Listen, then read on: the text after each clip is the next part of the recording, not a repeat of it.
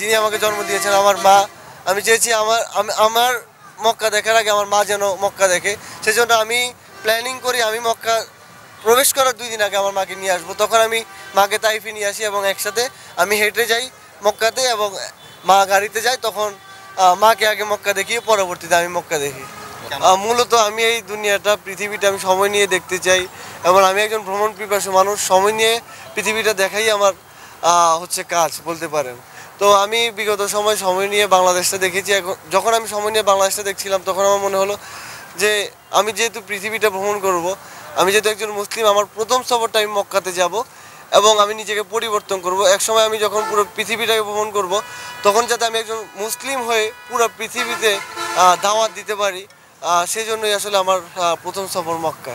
আজকে আমি মক্কা থেকে আসি। মক্কাতে প্রায় আমি বলতে গেলে সৌদি আরবে আসি প্রায় 5 মাস আমি ছিলাম সৌদি আরবেই, 4 মাস 5 মাস। তো এর মধ্যে এই মক্কা যে আমি ছেড়ে আসলাম এটা আসলে খুবই কষ্টজনক, আমার অনেক খারাপ লাগছে এবং 1 বছর যাবত আমি আমার মাতৃভূমি থেকে দূরে। তো সেই দিক থেকে আমি মাতৃভূমিতে ফিরে আসছি, এটা একটা আনন্দের বিষয়। আমি খুবই আনন্দিত আমি আমার দেশে ফিরে আসতে পারছি। দেশ থেকে আসলে এত চিন্তা, আমি বাংলাদেশ নিয়েই আমার এত চিন্তা, সেই দেশেই আসলে আমি ফিরে আসছি। এই অনুভূতি আসলে বোঝানোর মতো সম্ভব না। আমার এলাকার যারা ছিলেন বা আত্মীয় স্বজন সবাই আমার প্রতি একটু হলেও বিশ্বাস ছিল, কারণ আমি বিগত সময় বাংলাদেশ ভ্রমণ করেছিলাম। তো যখন বাংলাদেশের মধ্যে এমনভাবে সমালোচনা শুরু হইলো তো সবাই মনে করতেছে এটা সম্ভব না।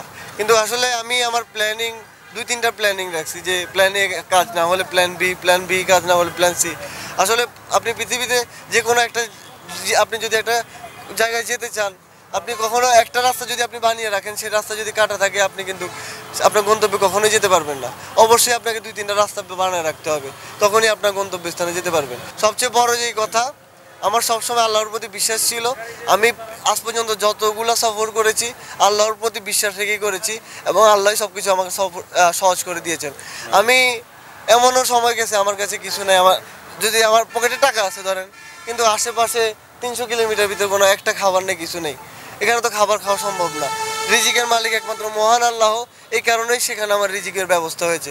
এরকম কোনো একদিন আজ পর্যন্ত আমার দিন যায়নি যেখানে আমি একবেলা না খেয়েছিলাম। কোনো না কোনোভাবে আমার রিজিক ব্যবস্থা হয়েছে এবং আমি সবচেয়ে বেশি ধন্যবাদ দিব প্রবাসী ভাইদের, যারা ছিল পথ বলতে গেলে ছিল 7,000। আমি পাকিস্তানে 500 কিলোমিটার পথ আরও বেশি হাঁটি, টোটাল 7,500 কিলোমিটার।